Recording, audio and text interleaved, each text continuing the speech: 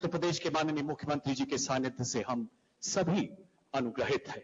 आपका हृदय से स्वागत है मान्यवर। एक बार फिर से जोरदार तालियों से आइए अभिवादन करें राष्ट्र रक्षा में पल पल खुद को समर्पित करने वाले हमारे माननीय रक्षा मंत्री जी का। सबसे पहले मैं शीर्ष नेतृत्व में देश हित के लिए खुद को पल पल तपाने वाले माननीय रक्षा मंत्री एवं उत्तर प्रदेश के माननीय मुख्यमंत्री जी के सानिध्य से हम सभी अनुग्रहित हैं। आपका हृदय से स्वागत है मान्यवर। एक बार फिर से जोरदार तालियों से आइए अभिवादन करें राष्ट्र रक्षा में पल पल खुद को समर्पित करने वाले हमारे माननीय रक्षा मंत्री जी का। सबसे पहले मैं माननीय रक्षा मंत्री एवं माननीय मुख्यमंत्री महोदय से आग्रह करता हूं कि वो ब्रह्मांड नामक वर्ल्ड डिफेंस अपडेट 2025 के 14वें एडिशन का अनावरण करें। माननीय रक्षा मंत्री महोदय और माननीय मुख्यमंत्री महोदय, मंच पर उपस्थित सभी गणमान्य विभूतियों से भी मेरा आग्रह, कृपया इस सम्मान में सभी शिरकत करें। जोरदार तालियां, आपके तालियों का जय घोष यहां से माननीय रक्षा मंत्री तक जाना चाहिए। देवी और सज्जनों,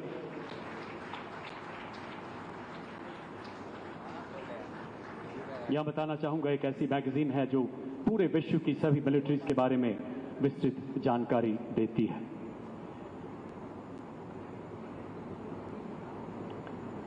मुझे याद आता है माननीय मुख्यमंत्री महोदय और माननीय रक्षा मंत्री जी के वो शब्द, जिन मोहि मारा ते मैं मारे के बजरंगी आदर्श, और इनके अथक अनुपालक माननीय रक्षा मंत्री एवं उत्तर प्रदेश के माननीय मुख्यमंत्री जी के अनुसार छोड़ेंगे नहीं अगर कोई हमें छेड़ेगा। और इन्हीं विचारों के अनुरूप आज नापाक रक्षा मंत्री महोदय एवं माननीय मुख्यमंत्री महोदय, तालियों का घोष रुकना नहीं चाहिए। देवी और सज्जनों, एक ऐसा गौरवशाली पल जो आने वाली पीढ़ियों को युगों युगों तक प्रेरणा देगा, विकसित भारत का मार्ग प्रशस्त करे। बहुत बहुत आभार माननीय रक्षा मंत्री महोदय एवं उत्तर प्रदेश के माननीय मुख्यमंत्री महोदय का। देवी और सज्जनों,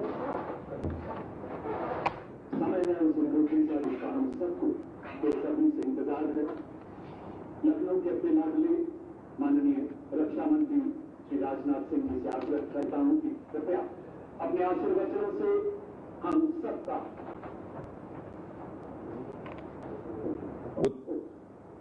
उत्तर प्रदेश के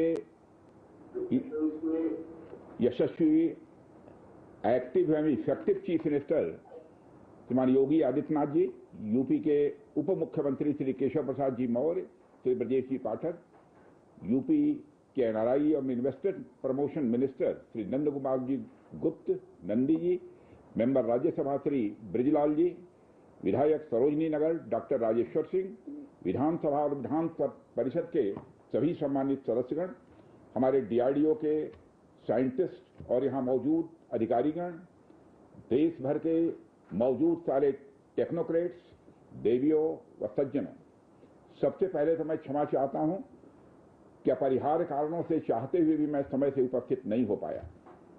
मैं जानता हूं कि हमारे मुख्यमंत्री योगी जी को बहुत ही आवश्यक कार्यक्रम से गोरखपुर जाना था, लेकिन केवल इस कार्यक्रम की महत्ता को समझते हुए उन्होंने इसमें उनको विलंब हुआ है, फिर भी वो यहां पर मौजूद हैं। साथियों, आज लखनऊ में BrahMos integration and testing facility centre के उद्घाटन के शुभ अवसर पर मैं आप सबसे बातचीत करते हुए बेहद प्रसन्नता की अनुभूति कर रहा हूं। मेरी बड़ी इच्छा थी कि मैं स्वयं उपस्थित होकर आप सबके बीच मैं रहूं, आप सबसे मैं सीधा संवाद करूं, पर मैं क्यों नहीं आ पाया, यह बात आप सभी जानते हैं। अभी जिस परिस्थिति से हम गुजर रहे हैं उसे देखते हुए मेरा दिल्ली में रहना यह अति आवश्यक था। इसलिए मैं वीडियो कॉन्फ्रेंसिंग के माध्यम से आप सभी से जुड़ रहा हूं। मैं भले ही आपके बीच नहीं आया, लेकिन अपने उत्साह के माध्यम से आप मुझ तक जरूर पहुंच गए हैं। यह अपने आप में एक संदेश है कि चाहे हम किसी भी परिस्थिति में रहें, यह देश चलता रहेगा और हमारा काम नहीं रुकेगा। किसी भी स्थिति में हमारा संवाद नहीं टूटेगा। साथियों, आज का दिन हमारे शहर लखनऊ और हमारे राज्य उत्तर प्रदेश और हमारे पूरे देश के लिए एक ऐतिहासिक दिन है। आज का दिन मैं समझता हूं उस शक्ति की आराधना का दिन है जो हमारी सेनाओं को संबल प्रदान करती है, जो हमारी सेनाओं में निहित होकर दुश्मन पर कहर बरसाती है। आज का दिन मेरे लिए व्यक्तिगत रूप से बहुत ही महत्वपूर्ण है, क्योंकि मैंने अपने शहर लखनऊ के लिए एक सपना देखा था कि मेरा शहर भारत के डिफेंस सेक्टर को मजबूत करने में एक बड़ा योगदान दे। वह सपना अब पूरा हो रहा है। साथियों, BrahMos integration and testing facility का उद्घाटन इसलिए भी महत्व रखता है क्योंकि आज का दिन बहुत ही खास है।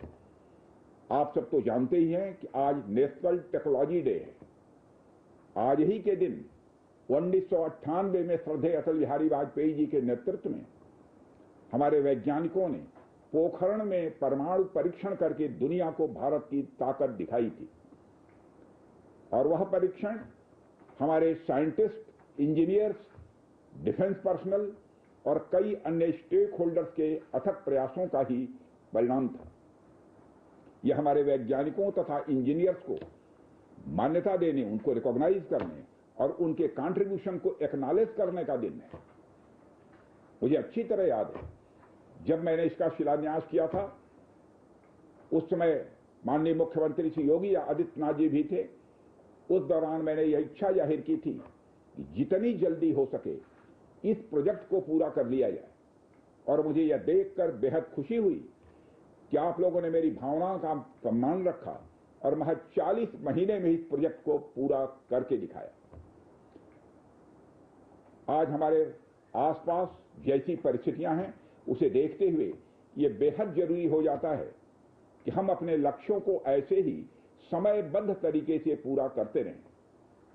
इस मौके पर मैं उत्तर प्रदेश के माननीय मुख्यमंत्री श्री योगी आदित्यनाथ जी का विशेष आभार प्रकट करता हूं। यदि इतने कम समय में ब्रह्मोस की इंटीग्रेशन एंड टेस्टिंग फैसिलिटी की स्थापना हो सकी तो इसके पीछे योगी जी का बहुत बड़ा योगदान है।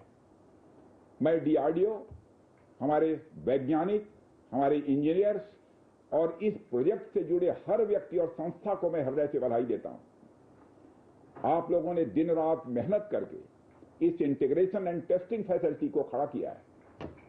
देश भर के वैज्ञानिक, इंजीनियर्स और युवाओं का योगदान हमें इस फैसिलिटी सेंटर में देखने को मिलेगा।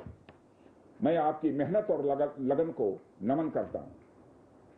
साथियों, हमारी सरकार जब उत्तर प्रदेश में डिफेंस कॉरिडोर के विजन को लेकर आगे बढ़ी थी तो उस समय हमारे सामने अनेक बड़े लक्ष्य थे। उन तमाम लक्ष्यों में से हमारा एक उद्देश्य यह भी था कि हम उत्तर प्रदेश को एक बार फिर देश के प्रोडक्शन सेंटर के रूप में डेवलप करें। यूपी डिफेंस कॉरिडोर लखनऊ सहित कानपुर, झांसी, चित्रकूट, आगरा और अलीगढ़ से होकर गुजरता है और ये सभी नोड्स आने वाले समय में विकास के नए केंद्र बनकर उभरेंगे। साथियों, एक उदाहरण मैं आपके सामने रखूं तो आप में से बहुत लोगों को पता होगा कि एक समय कानपुर और आसपास का क्षेत्र प्रोडक्ट्स की मैन्युफैक्चरिंग के लिए जाना जाता था। आर्थिक रूप से यह क्षेत्र बहुत ही समृद्ध था। इसे मैनचेस्टर ऑफ द ईस्ट कहा जाता था। लेकिन आजादी के बाद अनेक कारणों से आर्थिक प्रगति की राह में यह क्षेत्र पिछड़ता गया और कहीं पीछे छूट गया। मैं उन कारणों में तो नहीं जाना चाहूंगा, पर कहना यह चाहता हूं कि यूपी डिफेंस कॉरिडोर के निर्माण के बाद यह क्षेत्र फिर से एक बार अपने पुराने वैभव को प्राप्त करने की ओर आगे बढ़ चला है। मुझे इसमें कोई संदेह नहीं है कि कानपुर विकास की उन ऊंचाइयों को छुएगा जो दुनिया के विकसित क्षेत्रों के लिए अनुकरणीय होगा।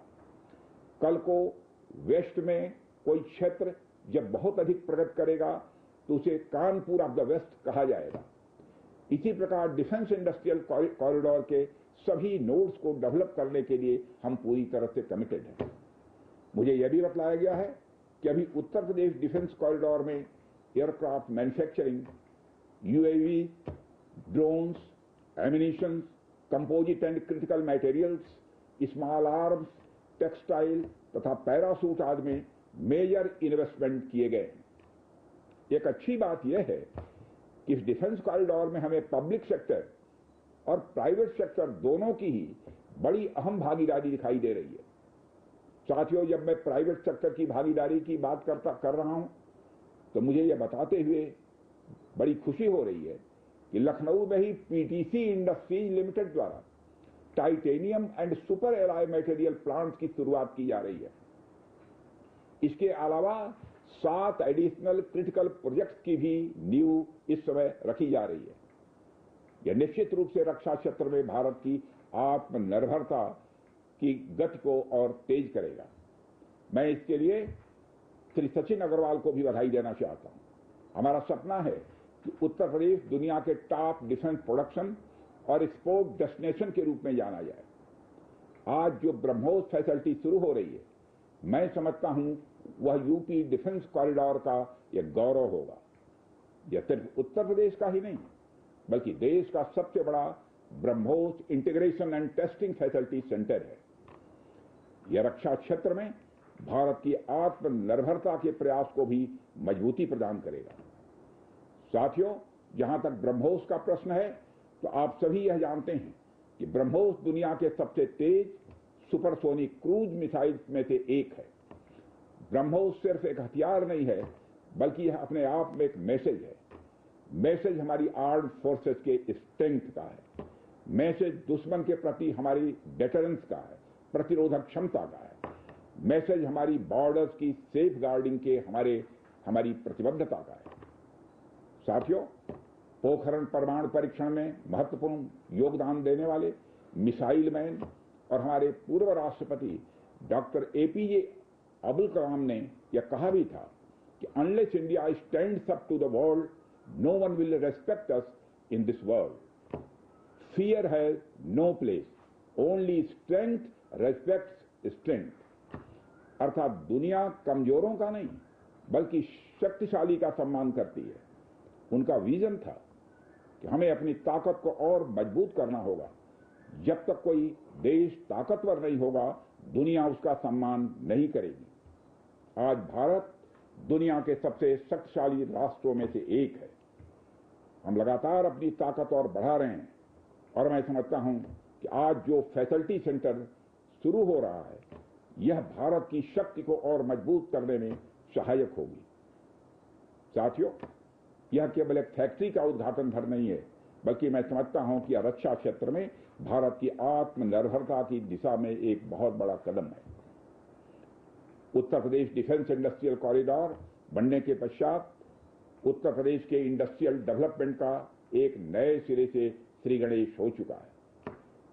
इस डिफेंस कॉरिडोर में अब तक कुल 180 के लगभग एमओयूज साइन किए जा चुके हैं, जिसमें 34,000 करोड़ रुपए का इन्वेस्टमेंट प्रपोज्ड है। आपको यह जानकर खुशी होगी कि अभी तक इस कॉरिडोर में 4,000 करोड़ रुपए का इन्वेस्टमेंट किया भी जा चुका है। साथियों, टेक्नोलॉजी डे के दिन इस हाई टेक्नोलॉजी प्लेटफॉर्म फैसिलिटी को इनागुरेट करना अपने आप में एक लैंडमार्क डे है, परंतु इसके साथ साथ यह भारत की नई इनोवेटिव एनर्जी को भी दिखाता है, जिसको हमने पिछले कुछ सालों में गति देने का प्रयास किया है। हम सब जानते हैं कि इस समय टेक्नोलॉजी के क्षेत्र में, खासकर critical high and frontier technology के क्षेत्र में बड़ी तेजी से बदलाव आ रहा है।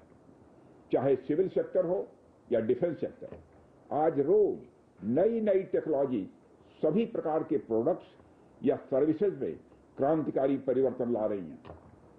हमारे जीवन का कोई भी ऐसा कार्य क्षेत्र नहीं है जहां टेक्नोलॉजी हमें डिसरप्टिव तरीके से प्रभावित न कर रही हो। दुनिया के हर क्षेत्र में इस टेक्नोलॉजी क्रांति ने एक ऐसी उथल पुथल मचा रखी है जहां पुराने सारे अब तक के स्थापित जो नोशंस हैं, धारणाएं हैं, वो तेजी से बदल रही हैं और ऐसे नए परिवर्तनों का आगाज हो रहा है जिसके बारे में पहले हम सोच भी नहीं सकते थे। ऐसे में नेशनल टेक्नोलॉजी डे एक खास महत्व रखता है और इस खास दिन पर डिफेंस के क्षेत्र में एक हाई टेक्नोलॉजी फैसिलिटी को उद्घाटन करना मेरे, आपके और हम सब के लिए एक गौरव का विषय है।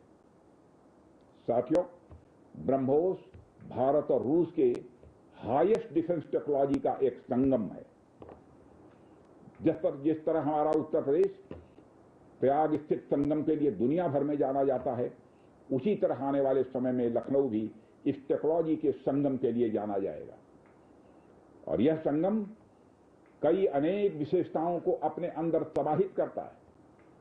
आने वाले समय में यह रोजगार के सीधे यानी डायरेक्ट और इनडायरेक्ट अवसर पैदा करेगा। मुझे यह भी विश्वास है कि आने वाले समय में यह क्षेत्र एक ग्रोथ पोल के रूप में उभर कर सामने आएगा।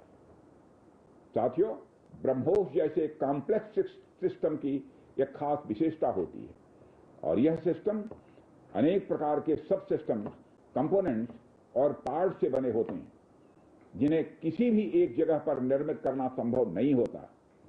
यह सभी अलग अलग पार्ट्स इतने विशेष होते हैं, स्पेशलाइज्ड होते हैं, इनमें से हर एक को बनाने के लिए हाईली स्किल्ड मैन पावर और हाई टेक्नोलॉजी वाले हथियार, औजार, टूल्स की आवश्यकता होती है।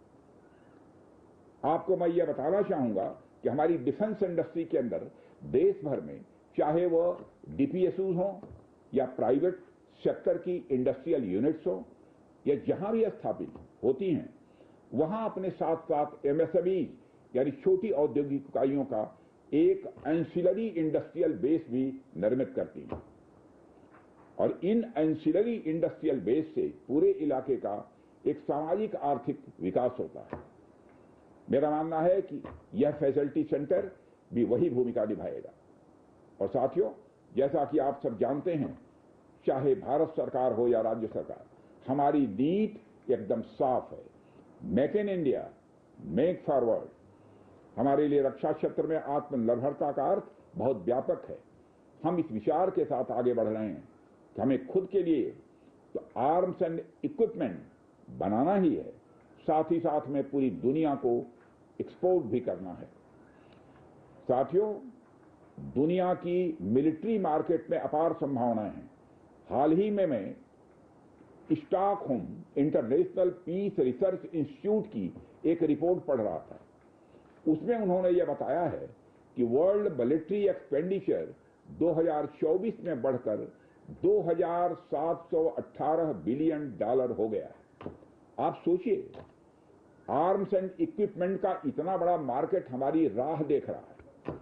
इसलिए हमें बेहद मजबूती से भारत को दुनिया के लिए एक अट्रैक्टिव डिफेंस प्रोडक्ट हब के रूप में विकसित करने की ओर आगे बढ़ना ही होगा। आज का दिन उस विचार की तरफ बढ़ाया गया हमारा एक और ठोस कदम है। इन सारी चीजों ने मिलाकर उत्तर प्रदेश में डेवलपमेंट का एक इकोसिस्टम तैयार किया है। इसी कारण हम उत्तर प्रदेश में डिफेंस कॉरिडोर का भी निर्माण कर पाए। हमने लखनऊ में डिफेंस एक्सपो का भी आयोजन किया।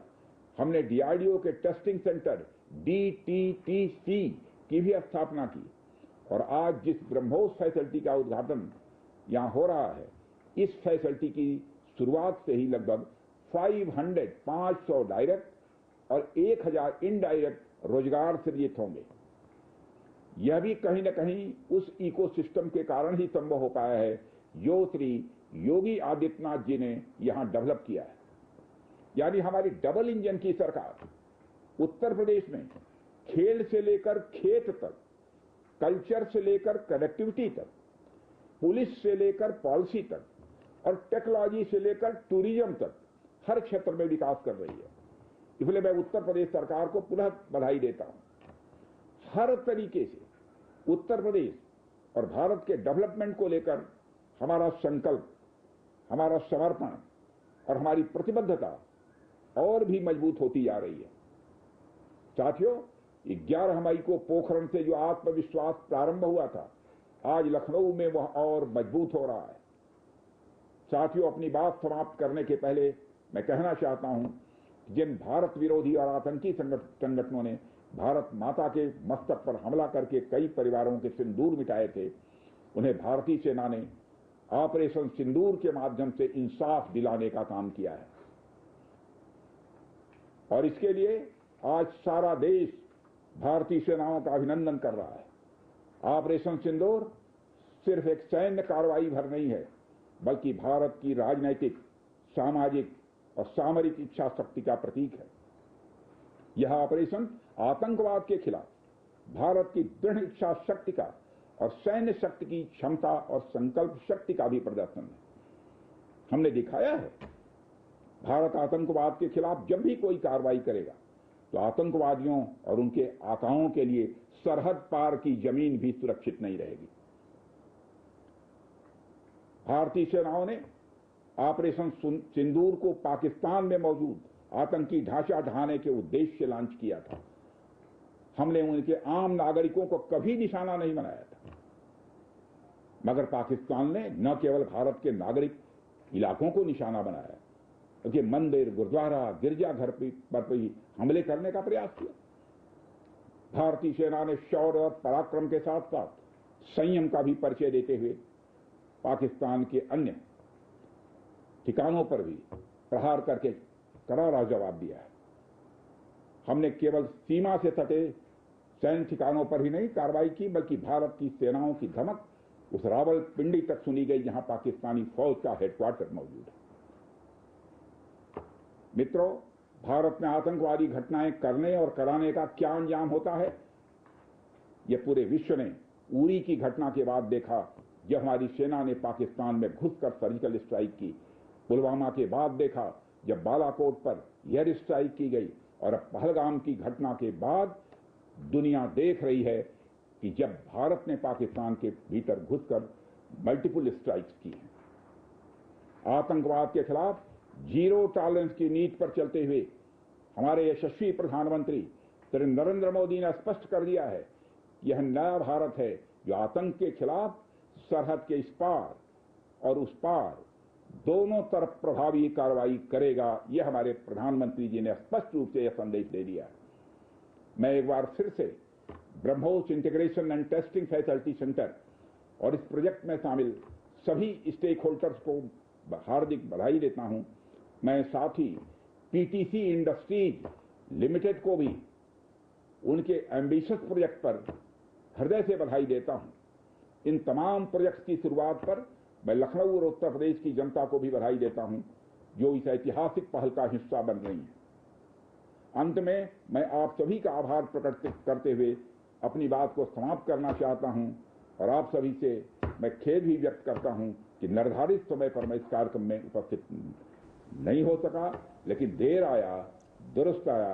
आप सबको बहुत बहुत धन्यवाद। जय हिंद।